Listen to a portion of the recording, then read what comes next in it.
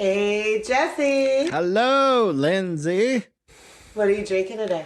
It's caramel. Yeah. And apple. And apple. And crown. And crapple. Mm-hmm. And I just couldn't wrap my head around the whole thing. Caramel apple. It's actually caramel. Caramel. Caramel? Who caramel. says caramel? Who says caramel? Well, it's spelled caramel. So is it? Yeah. It's CARAMEL. So I was raised caramel. It's caramel. But I was raised caramel. Okay. Yeah. A lot of people say caramel. Is that a potato thing right now? Tomato. Yeah. Is that what that is right now? Is that where we're living right now? Because I didn't know that. I've always thought caramel. And you're like, it's caramel. Yeah. But that's how that's literally how it's spelled. Yeah. Caramel. You can look at the box. Why the fuck was I taught to look at that and say caramel? I know a lot. Most people that I know say caramel. Is that a Southern thing? Or is it an American thing? Or is that an Appalachian thing? Or is that I think it's a Southern Old thing. English thing? Because we were talking about Old English language, and you know how much it's fucking changed over the last 500 years? It has. A lot. I mean, yeah. Caramel apple, though. Hey. Yes. Caramel apple? I want to say fucking caramel apple. I'm sorry. Caramel. We're going to have fights later on over our... I actually won a bet over that some years ago. You won a bet? Yes. Somebody bet me that it was spelled caramel. And I'm like, no, it's not. So we stopped at the store and looked at a caramel candy bar, and I'm like, voila, and I won $10. Caramel. It was a great day. Caramel. I mean, Sleep Token just came out with a song called Caramel, and it's spelled caramel. I'm going to call it caramel. Fuck you. I'm calling it caramel. A Sleep Token song, caramel. Yeah. It's caramel. It's smooth and whatever. Smooth and... Because you can't say caramel is silky because it's not. It's sticky. It is. Smooth and sticky. Well, no, you're saying it and you're like caramel and caramel, but when you're doing that little dance over there, it's so fucking hot. So you're going to ask me what I'm drinking because I have a new drink? No, I'm just worried about the fight that we're having later on about caramel and tomatoes, potatoes, and potatoes over here. What are you drinking, Lindsay? I got a new seltzer that I had seen. This TikToker guy that cooks really good foods. He's always drinking these, and they're called Happy Dad seltzers. Happy Dad. And so this is an organic reaction right now, okay? Woo! We're going to see if it's better than Vista Bay, better than White Claw, better than Truly. Here we go. What do you think? No, I like Vista Bay better. This is a Happy Dad's drink? But I did just brush my teeth. So maybe we'll wait for the second one to give it a That looks like a straight up happy ass Dad's. Dads don't get fucking flame and fire and cool shit on their can. This shit has like blue and red Happy Dads. That's it. It is fucking generic as fuck. Happy ass Dads. That's all you get, dude. I'm looking at this can right now. Happy Father's Day. Oh, well, basic, hard, happy Dads seltzer. Is what it says. Happy Dad hard seltzer. Oh, I'm just starting at the fucking top and going down, and it's just like it looks like it is very soft at this point. You want to give it a try? I guess I can try it, but I mean, I don't know, man. I want to see if it makes you a happy dad. It's as exciting as standing in line to get into a theme park that gets closed down before you get there. All right, I'm gonna try it. Here we go. It's not bad. To me. See, yeah, okay, so I don't know, maybe it's that's not bad. Taste still in my mouth. Yeah, that's not bad. You give that. I didn't say it was give bad. That a moment. I that's just good. Feel like it's not as good as Vista Bay. You know, it's good. You're like it. Yeah, give it a moment. It's good. But basic fucking Happy Dads, tighten up, dude. Put some fucking unicorns and fucking rainbows on that bitch somewhere. You know what I want you to do? What? Roll that intro. Oh, okay. Well, I will. Okay. But I was just saying. Do something cool with that shit. Do something cool with that Happy Dad's drink.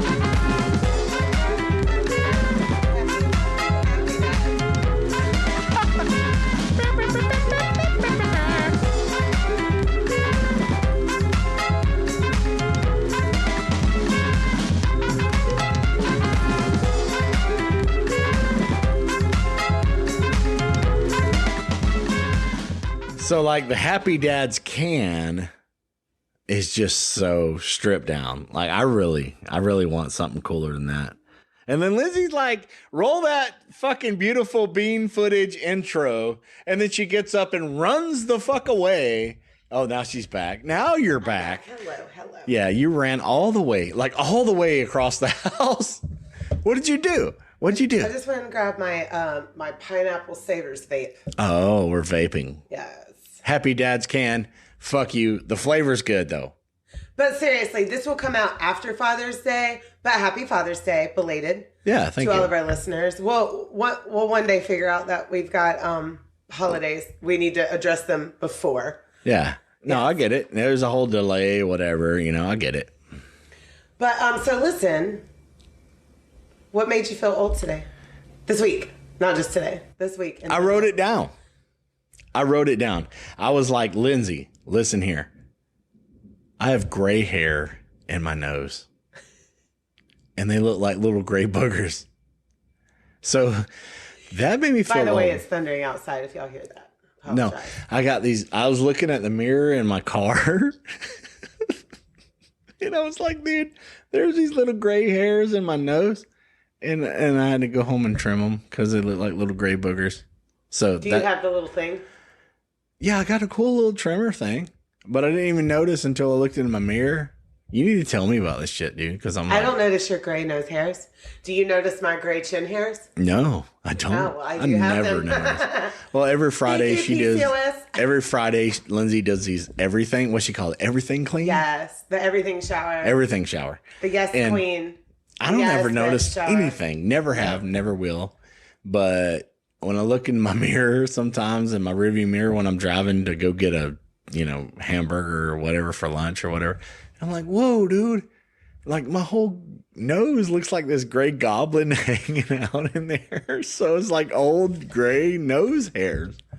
You don't have any gray nose hairs? Anybody? No. I do have gray chin hairs though. Oh. Well, I mean, I got gray everything, but nose hairs like stand out. There's like a whole ass fucking thing in there. It's crazy. Well, mine was that I have a grandbaby old enough to tell his mother to text me what he wants to eat when he comes to our house. And that just blew my mind. That made me feel old? Yeah. I mean, not in a bad way, but like I have a grandchild old enough to voice their opinion. It's weird. It's so weird. It still ain't really sunk in. You know what I mean? I love them so much. We had the best day. We had the greatest day today. They spent the night last night. Yeah, it was phenomenal. And he wanted little baby hot dogs. He was a cool cat. We call him Catfish because he's like a little swimming water bug. Yes, they're water babies. It's so cool. Love it. Love it. Yes. So, if you are new here, what we do is we have a drink. We talk about some true crime. Well, actually, I dumped the story on Jesse that he usually, for the most part, doesn't have any clue about. Sometimes he knows a little bit, but not all the details. And at the end of the episode, we plug a band that Jesse has found and loved and became friends with and got permission to play. That's my job. Yes, that's his job. That's his part of the pod. And he does all the technical stuff. So, but so today we are going to, it's Pride Month. So happy Pride to all. Thank you. To all of my LGBTQ plus people in the community. Yes. So we're going to talk. I wasn't done, Lindsay. I hit the wrong button to begin with, okay? Yes. We apologize for that. That wasn't Oh, wait a minute. I was going to let you just keep talking over it. No, okay. Go ahead. I'm sorry. I took a drink of this. Mm-hmm. This caramel apple. And it's so fucking good, dude. Oh, I bet. Oh my God. I can't do the dark like a 8-year-old at the fair right now with a lot of. I bet that does have a really good taste. Like it gives you fall feels. Yeah. The alcohol in here though. Man, you remember when our girl Stacy brought over there's caramel apple Jello shots? Yeah. Fuck, that was good. This shit. God. Dude. Banging. I'm going back. I'm getting more. I want one more whole set. We're going to back up and punt just one more time. Okay. Well, so today we're going to be talking about a very important figure in the LGBTQ community. History was made because of this man, and he's a very important figure. And he's a politician as well. Really? Yes. So we're going to be talking about Harvey Milk. I have no idea. I never heard of him. Harvey Milk? Yes. Harvey Milk. I don't know. So Harvey Bernard Milk was born May 22nd, 1930 in Woodmere, New York, to William Milk and Minerva Carnes.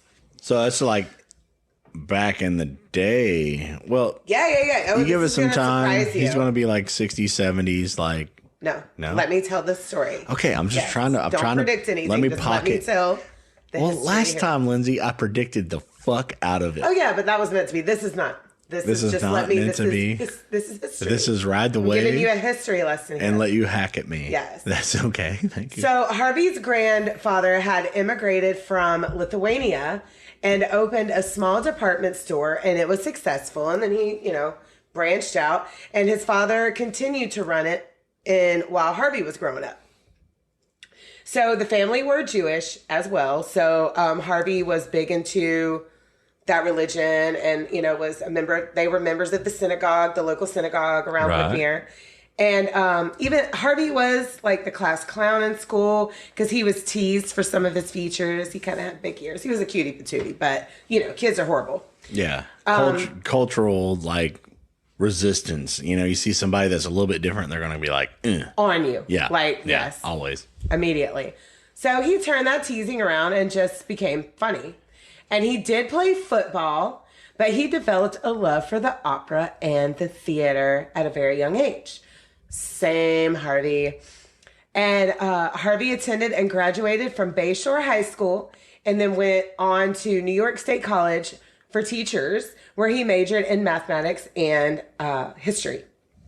Why am I thinking about Bayside High School?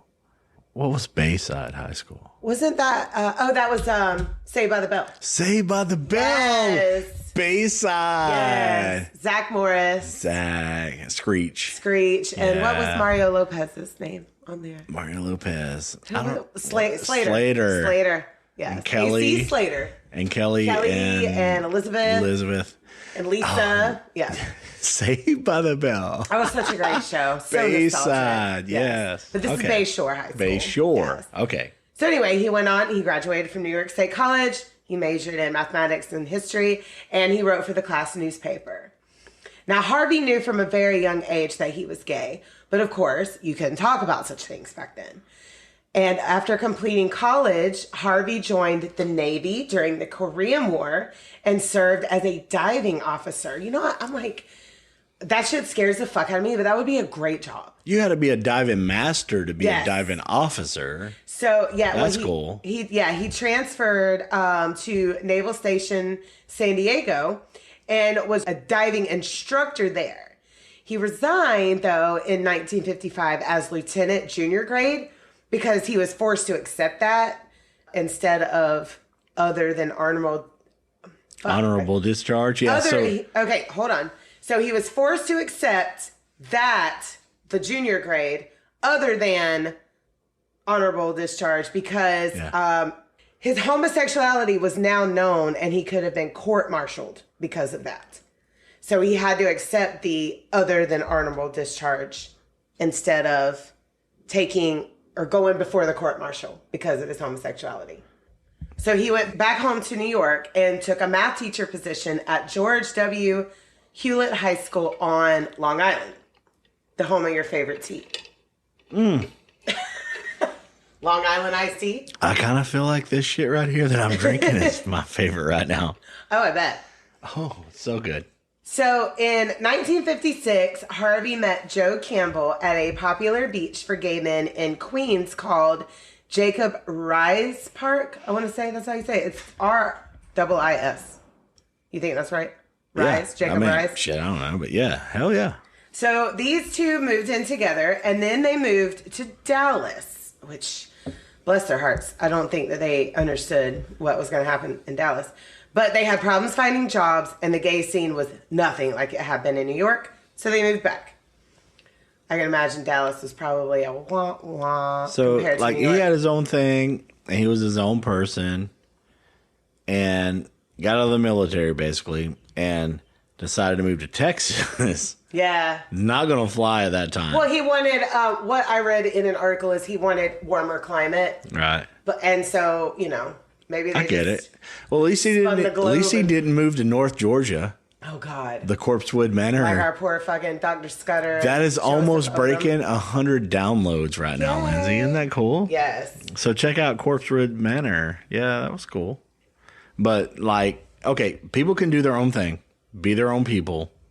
I don't care. I'll support you, and if you're my friend, I'm gonna fully support you, and you do your own thing. Just live and let live. So he was doing his own thing, and now he had to move back because he wasn't accepted in Texas. Is that what you're saying? No, not at all. What? I'm just saying the gay scene wasn't what he thought it was going to be when Right. he moved to Dallas. Right. So he moved back to New York. That's exactly what I just said. Yeah. No. So he moved to Texas, and it wasn't his thing because it really wasn't there. So he moved back. But I didn't say anything about him not being accepted. I haven't gotten to any of that yet. Well, right. saying. Right. Right, Well, right. I mean, I was just trying to I gather. haven't got down deep into it yet. I was just trying to gather, the feelings of moving over there and then having to move back, So that's okay. So Harvey taught school back in New York for a while and also worked as a stock analyst in Manhattan. Now, his relationship with Joe did end after 6 years, and then he started dating another man named Craig Rodwell in 1962. Now, Craig was big into the gay rights movement, which at the time made Harvey a little uncomfortable. He wasn't big on being outed quite yet, and he did end that relationship because Craig liked to agitate the police, and he wasn't trying to be in anybody's face just quite yet about sexuality and about his thoughts and things like that.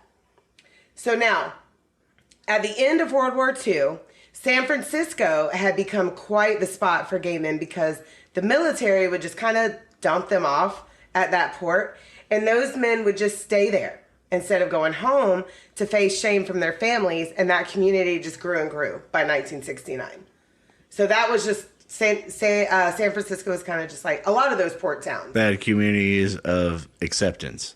Right. Well, the port towns were just kind of where the military would just dump them off if they found out that they were gay. So they had like little areas that they were accepted, though. That's what I was talking about. Well, they didn't want to go home because they had pretty much been dishonorably or other than honorably discharged from the military because of their sexuality. So instead of going home and facing shame and scrutiny from their families and friends, they just kind of hung out in those port towns. Right. That's what I'm So the getting at. There community- was a spot that they could feel accepted if they would just stay there instead of going home and be rejected. Right.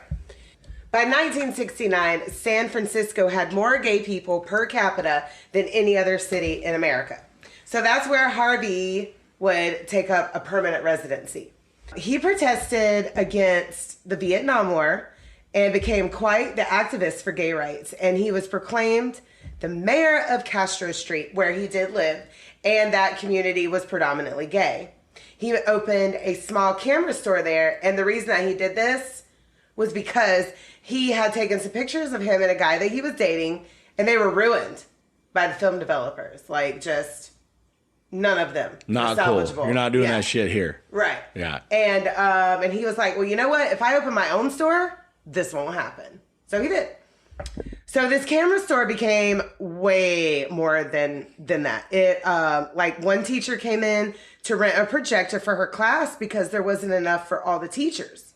So Harvey was like, okay, teachers need more materials. Let's make some moves on that. So he did the thing and he helped out and got more funds towards schools. And So he was an activist toward education, like, trying to help the kids he did out. so much more, yeah. Right. He actually helped pass a law to develop the pooper scooper because dogs were just shitting everywhere. So he was the pooper scooper king? Yeah. Hell yeah. So he got that law passed to where people had to clean up their fucking dog shit out of the Right, streets, which is yeah. great. I mean, I completely agree. You know, I got so mad one day. Me and Silas and Landon went down to Little River. This was during COVID. It was right after they had opened some of the water stuff back up.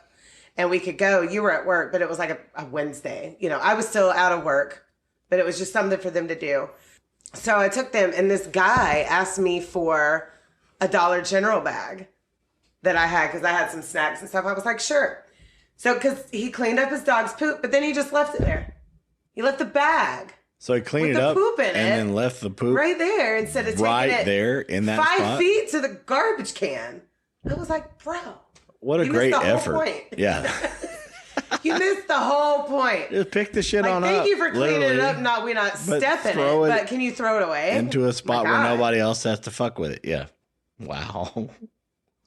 So the camera store then became campaign headquarters for Harvey's first run of the. Hold on, let me get this out because it's so weird. It's not like just like a city official. It's the Board of City Supervisors for San Francisco. Now, he lost that race, but continued to be a local activist. Like 2 gay men were trying to open a shop in the Castro area, and other business owners were trying to block this from happening. So Harvey and a few other business owners started the Castro Village Business Association. And this was the first organization in the United States to be made up of LGBTQ businesses. Harvey would become the president of this association as well. Like he was making moves. He was doing a whole lot of positive things for his community. Right, I get it. And he's doing a lot for the kids and everything. But he was just fighting acceptance for him being him. Him being him. Yep. Right. And Harvey worked hard to strengthen the community's economics and political power to prove that Castro wasn't just a place to live, but it was a movement. Like, here we are, we're here, we're queer, we're making shit happen, we're still good people, you know? Right. Let us exist, let us be who we are. It wasn't a personal agenda at all. No, it was just all around just being, acceptance. You know, an activist toward good things. Right. Period. Right. And, I mean, he was a pioneer. I mean, honestly, for that community. Yeah, because nobody else gave a fuck about the kids, but he did. Right. Right? In 1974, Harvey put together the first Castro Street Fair to attract more people into the local businesses, and it was a huge success. So successful, in fact, the other gay communities did the exact same thing. Like, they modeled after his example. And in 1975, Harvey ran for the Board of Supervisors again, and he came very close that time. Like, before, he had lost by like a landslide. This time he was really close. And his accomplishments gained him the recognition of Mayor George Moscone, who was an ally for LGBTQ rights, and he offered Harvey a job on the Board of Permit Appeals. And this made Harvey the first openly gay city commissioner in the country. Like, number one. The first. The very first, yes. Now, even though he was very grateful for being appointed to his position, he did want to be elected. He wanted the respect of his community. Yeah, he wanted the right to be able to make change for the better. Right. Whether his social status, his sexual status, everything, it did not matter. He was trying to do good shit. Exactly. So all that didn't matter, you know. Accept it and look at what he's actually trying to do and then help him. I mean, that's where I'm at, you know. Right. Yeah. And no matter what time and age it was and how closed-minded you can be, look at what he's really trying to do. Yeah, and like I said, this was still in 1970. This was in 1974. And he started making these moves in the late 60s. So, I mean, he was, like I said, he was really a pioneer. Just absolutely. He was making good shit happen. They should have let it happen. No fucking friction there in my mind, you know. Let it happen. Help all the people, you know. Right. Well, Harvey then ran for the California State Assembly, but he did lose that as well. But Harvey and his campaign manager, Ann Cronenberg, did not give up on making moves and change. And he was finally successfully elected onto the San Francisco City Board of Supervisors. This win was huge historically and personally for Harvey. Like, this was just boom. Like, here I am, I'm Harvey, and I'm going to do good shit, even though I'm gay. And I know some of y'all don't like that, but I'm here. Finally made it to the top of the hill. Right. Yeah, finally. So he was officially inaugurated on January 9th, 1978, and introduced Jack Lyra as his lover and partner in life. So he was like, yes, I'm gay. This is who I'm with, because it's not legal for me to be married to him. At that point, it was not at all, of course, because that just happened, what, a decade ago? Yeah, if that? yeah. So he, of course, continued to fight for gay rights, but also advocated for working moms and daycare centers, pushed for converting abandoned military sites into affordable housing, and for tax reforms that could help struggling businesses. So all around intelligent dude making good fucking moves. Oh, yeah. Just was attracted to other men. That's it. Why do you hold that against somebody that's actually making good fucking moves? Right. And that's why we have taught our children that love is love. That does not define who you are.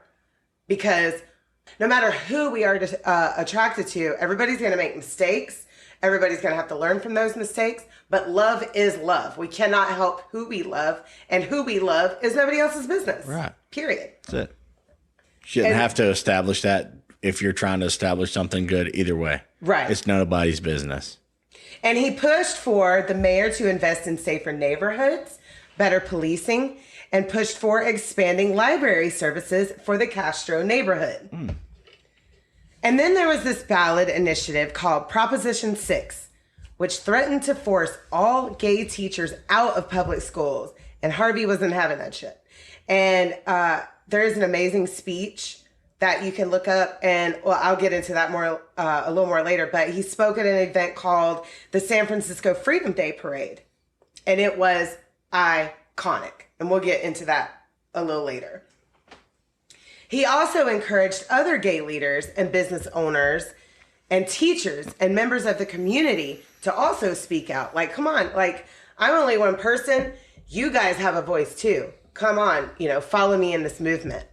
So Proposition 6 was defeated, and this encouraged more and more people of the LGBTQ community and their supporters to keep fighting for rights and to speak out on laws and acts that were oppressing them. Now, unfortunately, being outspoken does come with a price. And Harvey started to get death threats constantly, but it didn't shut him up. And he became more prepared. He would record versions of his will, and he would write like notes and messages. He just kept a very good documentation of everything that he wanted to happen if something was to ever happen to him. Harvey had an opponent in the same board of supervisors named Dan White, who had more conservative views. Dan was a Vietnam vet and had also been a police officer and a firefighter. He had left his job as a firefighter to be on the board of supervisors, and it was taking a financial toll on his family. And even though he also had a potato stand at Pier 39, he just wasn't making ends meet. So on November of 1978, Dan White announced at a press conference that he was going to resign from his position. Now, this shocked Mayor Moscone because even though they were opposed on a lot of ideas, Dan was a diligent public servant, and he had only been in the position about 10 months, So he was like, damn, you're already giving up? Because that's quite a long term, isn't it? A city official? Yeah, for sure. So Dan did send in his formal letter of resignation. Sorry, autocorrect on my script here. Resignation. And the mayor was going to have to announce his replacement. So on the 14th of November, this was 1978, Dan hit up the mayor and was like, you know what? Never mind. I don't want to resign. Can you reinstate me? Pretty please. And being the cool mayor that Moscone was, he looked into the legalities of being able to do this. And he told Dan, he said, let me call the city attorney and I'll get back with you. So Mayor Moscone called Dan back and said that he might be able to do this, but you need to give your reasonings to the media about why this is happening. So Dan tells the media that his constituents and his family had urged him to stay and leaving his position would harm the district. I mean, they did vote him in. And he did say that his family was going to help out with the potato stand so he could focus more on his duties as a city supervisor. So Mayor Moscone was in complete support of him. And if legal issues did come up, he was willing to use his power to reappoint Dan into his position. But legal issues did arise. And the legal team, they said, you know what, we need a little time to review all this. So on November 17th, same year, 78, it was decided that Dan White's resignation was final. But Mayor Moscone looked into what he could do to reappoint him, and Dan sent an official letter stating that he appreciated his efforts, but after speaking with residents and even other supporters, Mayor Moscone was urged not to reinstate Dan. So it was just not accepted. They were just like, no. Whatever, you're not, no. Oh, that was the opposition, right? Yes. He had conservative views. Right. Where, so the conservative. Yeah, he was a they did not want conservative. To. They did not want to reinstate the conservative one. That was the opposition. Yeah, because they were trying to move forward. They were trying to make change. Okay. So I was thinking that they were, supporting the other feller where it was just like, well, Harvey was in a different district. Okay. Yeah, Dan was, because you have, it's basically a county commissioner, like we call them here. Those are like more city commissioners because San Francisco is a lot bigger. So city and county type thing. Okay. Right. Okay. No, I was just letting you roll on your whole thing, and I was trying to follow it, and I was like, so they didn't want to let him do that because he had cool ideas, but that was the conservative. Yes. Oh, okay. So Dan, let me recap real quick. So you're on board. I'm on board. Harvey is a city official. Yeah. He's good. He's in. Yeah. Dan is a city official who put in a resignation because he said he was not getting paid enough in his position. Right. And they wouldn't reinstate him. He was just like, Well, he put in the resignation first. He was the one that backtracked on it and wanted to come back. Right. And they were like, hey, you already said. Right. Then the city attorney says, no, your shit is final. You resigned. You put in your letter of resignation. You held a press conference about it. This is final. So the rest of the board didn't want Dan reappointed as well because they would prefer someone with more of a liberal mindset as they were trying to move forward with change, and Dan was not. Yeah. Okay. I'm just trying to get into the political side of like. I know, but politics fuck me up. You know that. I hate. Well, they do too. So me much. too. Yes. Me too. And then if you try to tie in some bullshit ass like judgment on somebody's sexuality. So it's just like you have an amazing idea. Well, Dan says that he wasn't really opposed to the LGBTQ community, but he was still stuck in old school ways. Right. That's where I'm trying to wrap all this together in, and I'm not trying to like argue with you on no, political I'm not stuff. arguing with you. Yeah. You made it seem like you weren't understanding who I was talking about. No, I was just trying to go like he stepped back because he was trying to let him have it. No, that's not what happened at all. And then he dove back in because he was resigned because he wasn't making enough money to meet to meet the job, to stay in that standards. position. Okay, because he was working at this potato stand like 60 hours a week plus his job as a city official. So I'm just trying to tie all that together with him not being an actual opposition. He was genuinely just not making enough money. He was wanting more money. Right. He did oppose a lot of their ideals for change. Right. But nobody was forcing him to resign. He just did it himself. You see how this whole conversation would come into play, like where I'm trying to understand, is he really just saying, am I not making enough money, or am I trying to be in opposition toward this guy for being it? I would think that would make him want to say more. Right. To oppose all of these. Right. Well, yeah, for sure. But no, he had originally resigned because he was not making enough money. Okay, period. And he was, period. Right. And it was just like, I'm hearing your story and I'm like, is this guy just doing all this shit, dropping out and then coming back in? Because at first he supported it, and then now he's dropping out and then coming back because he wants to oppose it because he's trying to be conservative because of this guy's sexuality. No.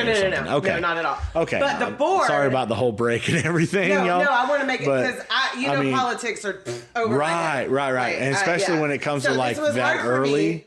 Because I had to watch a debate between Bill Clinton and Bob Dole when I was a child, and I have not been the same since. I was bored out of my fucking mind, and I have been about politics the rest of my Forever. life. You like shut down then. Like I go to you or Aaron Russell if I want to know anything politically that's going on in the world. The only Like, thing I look honestly, for in politics is something that would genuinely affect our own us, lives. Right. period. I Same don't with care Aaron. about the rest of the rest of the world and all their bullshit. Let that play out. What is going to affect me and Lindsay? Right. And that's it. And our friends and family, Right. What is going to affect us, period, in our household? The rest of it, don't worry about. Just. But at the same time, whatever. If it affects people that I care about, that also means a lot to me. Yeah, but if it affects me and you, it's going to affect them too. Oh, yeah. But that's all we need to worry about. The rest of it's going to come into play. And a lot of it's bullshit and fear mongering. So that's why I don't just really wrap into it as play much more as music. Hey. Yes. Fuck politics. We're here for music, right? Make tacos, not war. Yeah. Okay. So, where was I at? So we got into that. So you understand now. No, Dan? yeah. And I wasn't trying to stop you and change all this. I want you to understand because shit's fixing to hit the fan. Okay. I just didn't know if he was backing out and using this because he wanted to come back in because of such a thing. You understand, right? No. Period. Yeah. Dan White left because he wasn't making enough money. Now he's trying to stay on so that he can keep some conservative shit in there because his family and supposedly his constituents have told him he needs to do that. I'm overthinking it, so you can go ahead. Well, I mean, of course, he's conservative, so he probably didn't really like the gay stuff. Exactly. Yes. So, the city attorney said, this is final ruling. Dan's resignation is legally binding, and there were no loopholes for him to be able to return to his seat. So Dan was pissed and publicly declared that he rejected this ruling. And he insisted that he was still the supervisor of District 8. But that's not really how it works, Dan. Sorry. You did this. You resigned and said, never mind. Sorry. I changed my mind, but it doesn't work out that way. Mayor Moscone was going to have to appoint a new supervisor on Monday, November 27th at a press conference scheduled for 11:30 a.m. Now, Dan White lost his shit. And on that Monday, November 27th, Dan loaded his .38 special revolver and brought 10 extra bullets with him and headed down to City Hall. Now, Dan knew that there were metal detectors at the front of the building. He also called up his secretary, or his aide is what the official name was, and was like, hey, can you give me a ride? Because my wife's got the car. I need a ride. And of course, nobody knows what's going on in Dan's mind, but Dan. So she picks him up. She gives him a ride to City Hall. He went through the window of an engineer's office and went to Mayor Moscone's office and asked Mayor Moscone's secretary to see him. And the mayor was like, you know what? We don't have an appointment, but go ahead and let him in, even though I've got this press conference here in a little bit. Now, some words were exchanged and it got heated. So Mayor Moscone was like, hey, let's go over to this little private area that I have and let's have a drink, because those were the days where they had a bar cart in their office, man. They was chain smoking and drinking at 9 a.m. Whiskey on the rocks or neat, whatever. He was like, let's have a drink to ease this tension. But this does not help ease any tension. And Dan pulled out his gun and fired 2 shots into George Moscone, who fell to the ground. And then Dan fired 2 more rounds into his head. So the whole thing, everything, I was thinking there was a hidden agenda as far as somebody pushing him into doing such a horrific thing the whole time. And I felt like it was building up to something and I was completely wrong. So no, Dan just lost his shit from the pressure from everything. He was working 60 hours a week at a potato stand, trying to support his family, along with doing this job that he has now resigned from. Right. On his own. Nobody told him to. Nobody pushed him to. Nobody asked him to. He just did it. So, yeah, from my perspective, I was just trying to gather, why is there motivation toward him doing something like that? So now when he says, okay, I want my job back, Mayor Moscone was going to help him out with that, even though they were opposed in a lot of their ideas. But Mayor Moscone was a really good mayor and a really good person, it seems like, and was like, let me figure out what we can do. The city attorney is the one that made that official decision. Right. It had nothing, even though the board was like, we don't really want him back because we're trying to make change and he just kind of wants to hang out right here. But it still had nothing to do with the board. I got it was the city of now. Yeah. It took me a while because it was just like I was off kiltered a little bit trying to figure out what's pushing him toward being pushed. So the city attorney made the official decision, but that didn't matter to Dan White. Dan White is now pissed at Mayor Moscone. Right. So he has now, I felt like this murder just got overlooked. Snapped. Oh my God. So Dan pulled out his .38 revolver and shot George Moscone a total of 5 times. What? 4 times. Fuck? Yes, 4 times. Wow. So he's done this in City Hall. Right there in City Hall. Yeah. So now he heads out of Mayor Moscone's office and went to find Harvey Milk. Because now he thinks also that Harvey is behind him not being able to get his job back. It had nothing to do with any of them. No, it had nothing to do with him. The city attorney. It had nothing to do with him. Yeah. So he got to Harvey's office and saw that he was in and asked if they could talk in private as Harvey's aide was present. And Dan and Harvey head down to Dan's former office. Dan shut the door behind him, and Harvey's last words were, "Oh, no." And Dan shot him 3 times in the body. Fuck, Lindsay. And then shot him 2 more times in the back of the head. This one. What the fuck for? I'm going to cry. I was fucking confused too. What the fuck? Then Dan proceeded to find his own aide, asked for her car keys, and took off. Dan then called his wife and asked her to meet him at a cathedral because, they're conservative. They're religious. Praise the Lord. Right. Gotta make it better.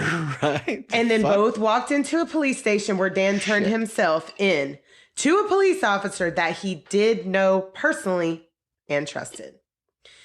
Dan said, "You know what? I just snapped after all the pressure that I've been under, the financial issues, and then being rejected from trying to get my seat back.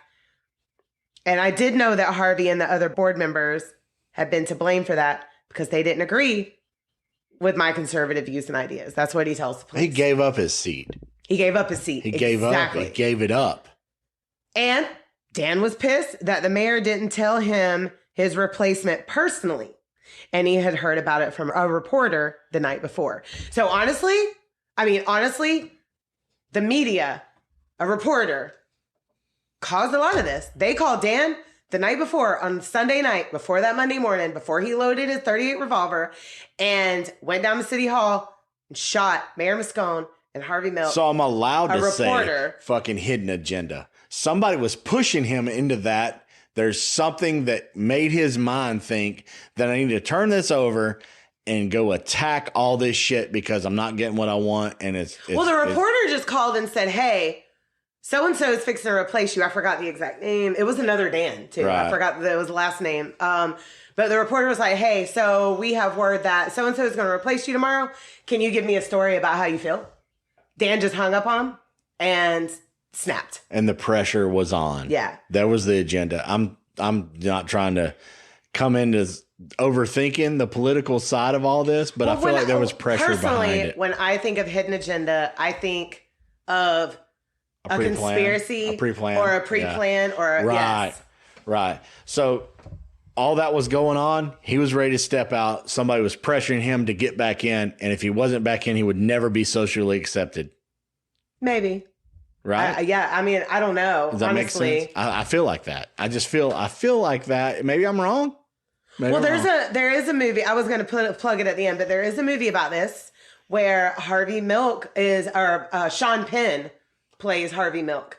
And maybe we can look more into that. This I just did off of articles that I read online about Harvey Milk. And I listened to a book. Hold on one second. It's called Who is Harvey Milk? Mm-hmm. It was an audiobook that I found on Spotify.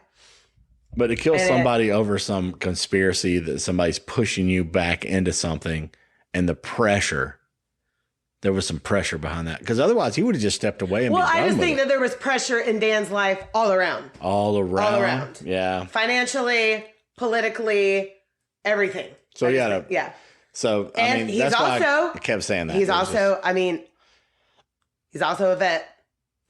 yeah, from he's been Vietnam. through some stuff. He was also a former police officer and firefighter. So there's PTSD, I'm sure, There's in there stuff somewhere. going on. Yeah. But I don't, Ugh. yeah. We're not trying to justify any of it. No, I'm not. There's Fuck no. no I'm not fucking justifying no. any of that. Because he was, I think that was his breaking point when he wanted to step away from politics. He said he wanted to step away. He's not getting paid enough. I want to step away. And somebody he pushed said that him. he wasn't getting paid enough to not focus more. I'm sorry. Let me word this right.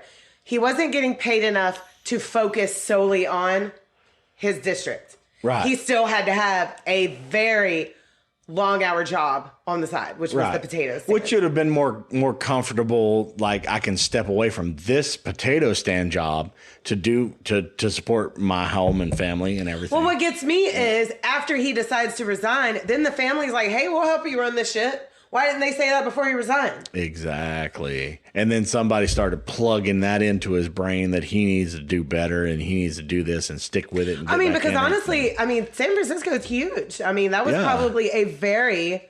Well, there's probably 5 or 6 people doing that same, different districts. Oh, yeah. There's you know probably more than that in San Francisco. But somebody was plugging he was District 8. Yeah. So those people plugging that back into him. So it became a different, mental thing that snapped over somebody that had PTSD. And we lost San Francisco, not we. We weren't alive. Yeah. But San Francisco lost a very liberal, forward-thinking mayor and a great gay activist in that community. And it seemed like he was doing great stuff. Bullshit. Yes, he was. Yeah, I mean, he wasn't just fighting for gay rights, which was important in itself. He was also doing a lot of other great things. Yeah, for kids and very school. amazing in his community. Yeah. It would have been a great transition into giving a lot of kids. It set that city back for a while, and I'm going to talk more about that. Yeah, Dan was charged with 2 counts of murder, use of firearms, and being armed with a deadly weapon, and charged with interfering with official duties of the mayor and the supervisor. Prosecution was, of course, seeking the death penalty, but Dan's trial began in May of 1979, and the question was why Dan had committed the crime. They knew They knew that he did it. Me too. But I want to know why. They want to know why. So prosecution said that these were premeditated murders with clear intentions, which it seems like that to me as well. Defense said that Dan was acting under diminished capacity and he was not in control of his actions, and he had been suffering from a lot of undiagnosed mental illness, which I can get on board with that a little bit too. Right. Being being a veteran from a very horrific war, being, in the police force, being a firefighter, that probably does take a toll on somebody. It wouldn't take much, but a little bit of push to send him over the fucking edge. Right. And then he had pre-planned, like you just said. So the whole hidden agenda thing could have been a thing to me, where it's like somebody instilled something on him and he locked it in and had to fulfill that mission. That, right. Had to fulfill it. So they said that a lot of his issues stemmed from pressure, change in diet, and lack of sleep. They used what would be called the Twinkie defense, as he had been consuming too much junk food in the time leading up to the murders, because he had been healthy before, and this can happen too. When you are eating clean and, doing good and being fit, and then all of a sudden you just change your diet, you crash out, you're eating junk food after junk food. It fucks with your head as well. You start I did that a long time ago, and I actually developed blood sugar issues from that. Which can turn into mental issues. I did a year-long crash-ass diet, where I was restricting myself from so many foods. Add pressure and PTSD and then a whole political job on top of it and somebody pushing you. Boom. Right. Right? That's what I feel like. So, He had been, like I said, he had been eating healthy before, but due to the pressure he was under, he let his healthy habits go, and he was consuming more unhealthy options. Like, his aide even testified and said that he was at a press conference where everything actually went very well, and he told her to go buy him 6 donuts, and he like stuffed all them donuts in his face and then just like went into a depression after that. So maybe he had some diabetes shit going on, and you just presented me with something that happened in our hometown, which actually stemmed from like murders literally next door in our neighborhood over some blood sugar issues. Yeah.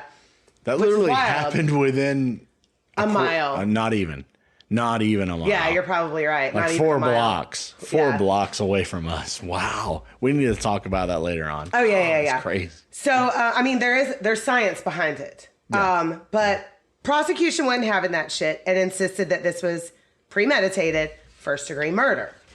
So the jury deliberated for a total of 36 hours over the next 6 days, and Dan White was found not guilty on first-degree or second-degree murder, but was charged with 2 counts of manslaughter. Manslaughter. Wow. That's accidental death, right? I feel like that was premeditated. Right. Well, yeah, we're going to get there. So Dan's supporters were thrilled, but Harvey supporters were pissed. Right. And a group of 3,000 started marching towards City Hall and tore that shit up, which, good on you, because that's unfair as fuck. Right. Because guess what he got? A measly 7 years and 8 months. No. For 2 motherfucking murders. 50 years. Where he literally overkilled both of them. He overkilled both of them. Had everything ready to bring to that conversation. Right there. We're going to have some drinks and talk about something. He has it all ready right there to pull out and fuck them up completely. And he walked after 5 years. How is that not premeditated? How is that not premeditated? Hold on. He walked after 5 years. Lindsay. And got 1 year probation to follow. But on October 22nd, 1985, Dan White was found dead in his garage. He had taken his own life because of, I think, personally, everything that he did ate away at his soul. It will. It'll always get you. Yeah. And he left several notes for his family and everybody, but he never apologized or showed any remorse for the assassinations. 10 years later, it was revealed that Dan had actually intended on killing both Mayor Moscone and Harvey Milk, and actually planned on killing 2 other supervisors named Willie Brown and Carol Silver, because he thought that they had also been a part of him not being reappointed to his position. Fucking meditated, ready to go. I'm going to bring this shit to the table and blow your fucking head off. 2 people. How is not premeditated? And how is... He had 4 people on his list. He had 4 people on his list. But he didn't go through with the other 2 killed 2. He had it all ready. Fucking bam, bam. And was he overkilled Moscone and Harvey. It wasn't a bam, bam. It was a bam, bam, bam, bam, bam, bam, bam, bam, bam. He didn't go through with their murders because he ran out of bullets. Fucking the other 2. Hey, yeah. Lindsay, justice was not served to begin with. But at least Dan White is dead. Harvey Milk's accomplishments have never been forgotten, and his story inspired the film Milk, which I mentioned earlier in the episode, starring Sean Penn, which came out in 2008. And in 2009, the Harvey Milk Foundation was established by his nephew, Stuart Milk, and his campaign manager, Ann Cronenberg. Harvey Milk Day is May 22nd, because that's his birthday. Okay. And is celebrated in many communities year after year. Right. So the whole thing... He is, like I said, he was a pioneer. He was... Full on. I mean, like... Making cool ass things. I looked up some interviews, and I mean, he has this, it's the speech of hope, and it's so good. Yeah. So good. I could not find a clip of it, or I would love to play it. But you guys look that up. Look up Harvey Milk's speech of hope. We both support people thinking outside the box and just having their 100%. own. Because how are you ever Who going gives a to fuck about progress? sexuality when you have great ideas? Who gives a fuck about it? Right. And I was just trying to I'm And standing why on all that because does somebody else's sexuality bother you if and you it don't didn't. agree that way? It Why really does it? didn't. But it seemed like No, I'm somebody not was talking about you. I'm Right. talking about people in general. general. Yeah. Why does somebody else's sexual orientation bother you so much to the point where you have to fight that their sexuality should be illegal? Right. I mean, what the fuck? Right. If they're pushing that on Their you, right to love another person trying should to be make you- illegal. if they're- That's horrible. Right. If they're trying to make you think a certain way because they want That's you to do dystopian. that. That's Right. dystopian. Like, don't do it. Don't. No, But that's- yeah. but if they have great ideas, hey, support them. Let them be people. What Right. is that? I mean, Mayor Moscone supported the fuck out of Harvey Milk. Right. He was a straight man. Right. But he loved So, Harvey Milk. They were butts. The whole They were, story he was- really didn't have anything to do with like sexuality or anything. It was just like I felt like he was pushed into something that he couldn't control, and he snapped the fuck out, and it was just like that was the victim. Well, at the same time, he went after. You know, he did later on to confess that he went after Harvey and the other two. What was their names? Willie Brown and Carol Silver, because they were in support of LGBTQ views, and they didn't really want him back on the board because he Right. wasn't for their views. Right, conservative versus progressive. They didn't. But that was the whole thing, was they didn't vote him out. They didn't force him Right. out. He did that to himself. That's what I'm saying. Yeah, That's why I they did feel that like to it wasn't himself. really And a he battle between wanted the one to or kill the other. These people because of something that he did himself. Right. That's what Yeah, what they were a pisses me off. political That's what target makes this because of their story- sexuality.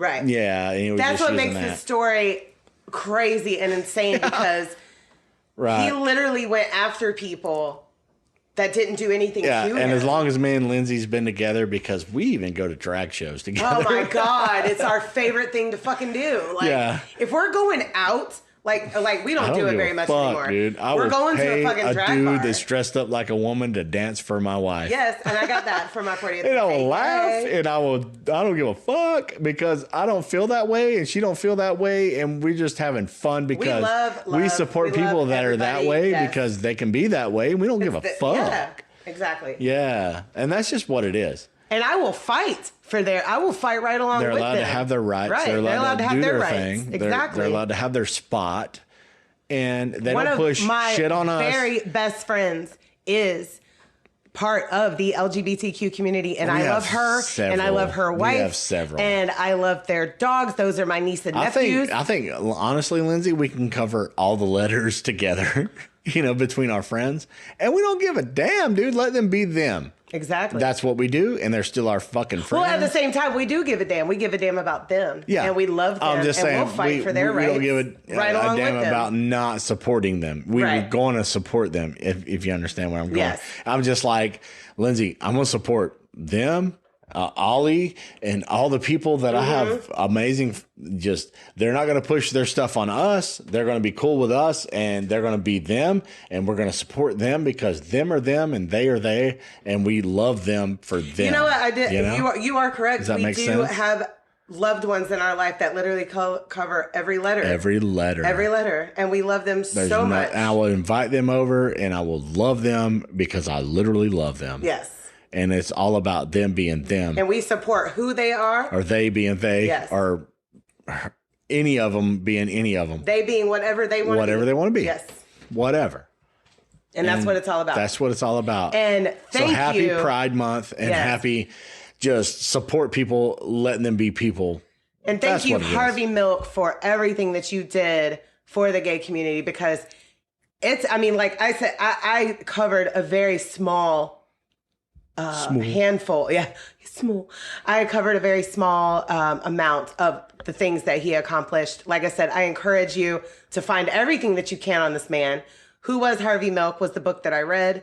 The OG. Yes. He is Politically, the OG. Politically, the OG. And like I said, I hate politics so much. That but shit went this on for story- thousands and thousands of years in churches and all kind of crazy shit This too. story here just really, when I heard about it for the first time, probably about 5 years ago, and it just really stuck in my heart. And Harvey Milk has been on my mind ever since. Okay. So, and I really wanted to share that. Well, thank you, Lindsay. And it was just like, I'm not trying to be like pushing back toward your story or anything. No, you were just trying to figure out what was going on, and I was trying to grab and I was a trying pocket. to explain to you. We've both been day drinking. Yeah. You guys. Oh God, yeah. We had a great time at the river. This podcast is called Drink About Something. Yes. We have drank about a lot today.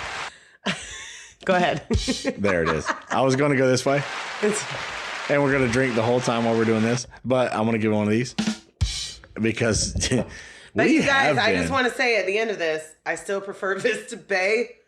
So you prefer it over the... What is this? This is Happy Dad. Happy Dad. I feel like this should be more toward dads. Why is it... But it's Father's Day tomorrow. But you got Happy Dad for you for Father's Day, but you didn't get Happy Dad for me for Father's Day? I got a whole case of them. You're more than welcome to, because I don't really like them. I kind of like it. But I'm loving this caramel apple over here. So, but you did a great job on your story. Thank you. And I really just want to say thank you, Lindsay.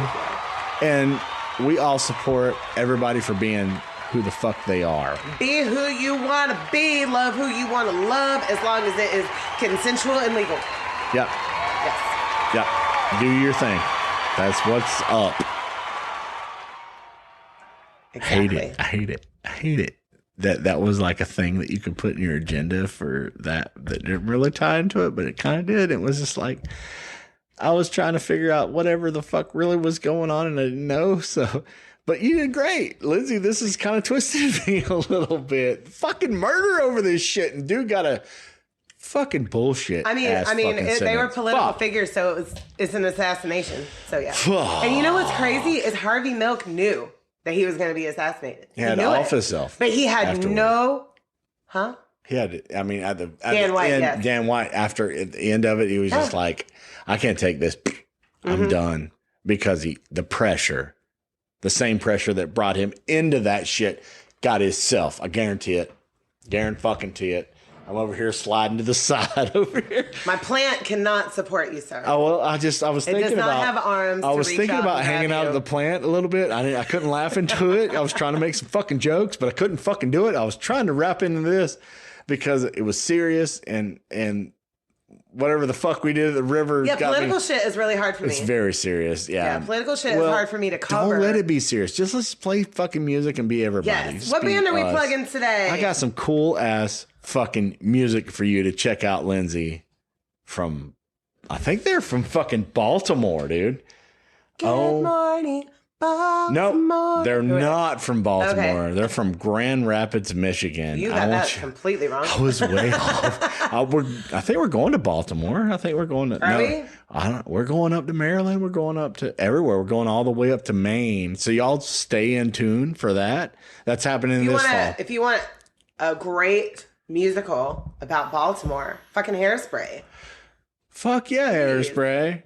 Why was I thinking Baltimore right now? I actually love, I know I'm a millennial and I'm probably supposed to like the Ricky Lake one better, but I don't. I like the Zac Efron and Nikki Blonsky one better. Okay. I watch that shit We were talking about nostalgic fucking I have watched that movie every other month for 15 years. Yeah. Like, I love Hairspray. Yes. Oh, yeah. We love musicals, Queen Latifah's in it.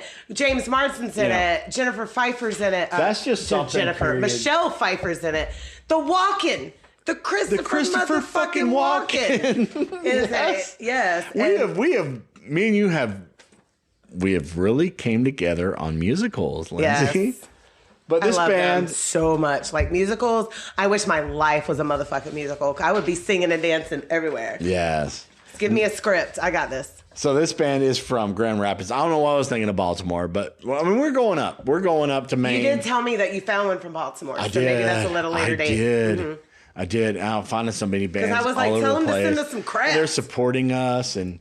Because Miss Baltimore, the band from Jacksonville that we played last weekend was just phenomenal. Yes, I loved it so much. It was so badass. I put them in my my super heavy Solid Right Hook, right? And it was just fucking dude. They were so cool. And I know I played with them. I know we've played with them at a show or two, maybe. But anyhow, if we haven't, they were one of the bands that played Under the Bridge in Jacksonville at this badass show.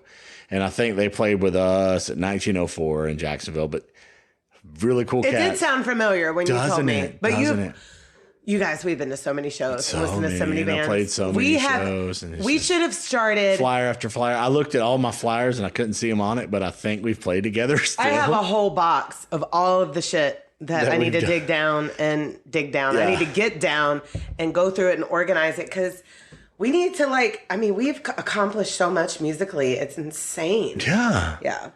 Right. And if you guys are music lovers, I encourage you to go to every concert, every festival, every local show, music. every local That's show where that you can. I don't give a fuck if there's 20 people there or less. Have some drinks and enjoy Buy that a band. fucking t-shirt. Because you know what? Guess what? They could Today, what really this will put it into perspective for you.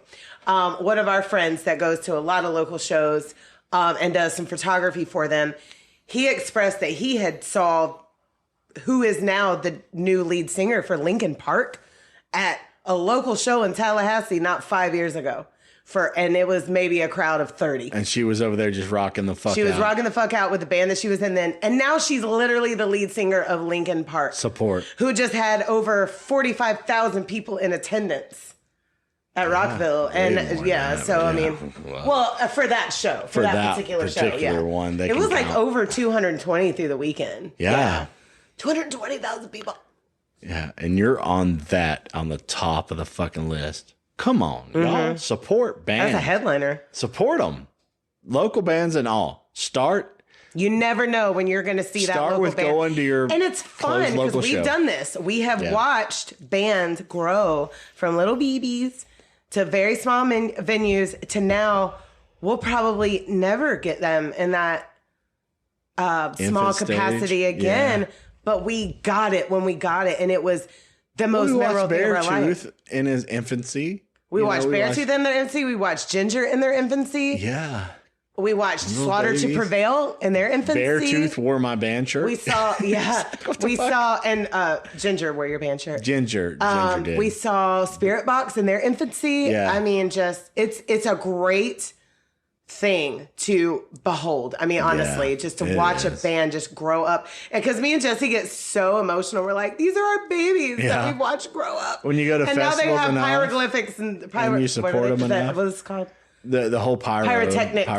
What did I say? Pyroglyphics. Pyroglyphics. I've had too many seltzers. What is it called again? The dad. What is I haven't had too many happy dads. I started on this today, and we've had a great day. Yes. We have.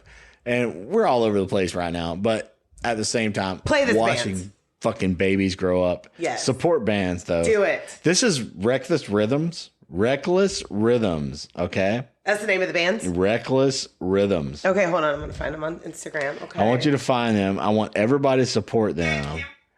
And that was Dante Elizabeth James. Sorry, you guys. I love him. So follow him on TikTok. Brittany from Reckless Rhythms. I talked to her. Brittany from Reckless. She was just like, play our stuff. Check us out. They're from fucking Grand Rapids, Michigan.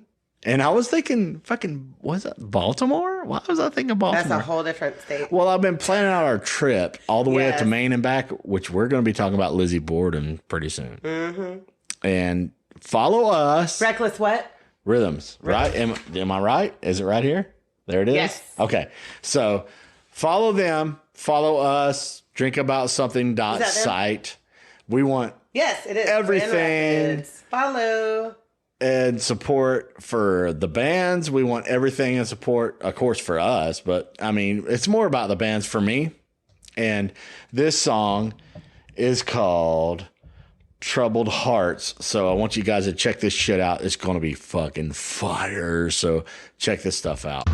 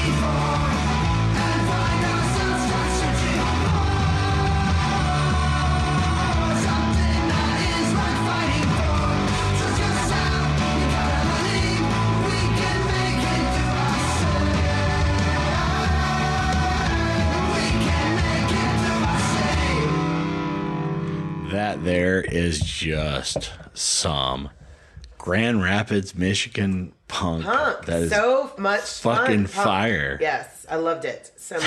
It's cool, man. Yeah, Absolutely. that's exactly. Lindsay's over there bobbing her head the whole time. Yes. And I was just like, dude, that is just phenomenal. You guys did a great job. Love it. Love the good, cool, just smooth punk. Smooth. Oh, I don't know. Smooth. Yeah, it is smooth punk. It's Smooth not, punk. Yeah. Yeah, you little It's not hard, skanking. it's not chaotic. Can I do a little skanking with that? Yes. Yeah. Skanking. So if you want some skanking ass fucking punk where you can get out there and juke with it and do your thing, check these guys out.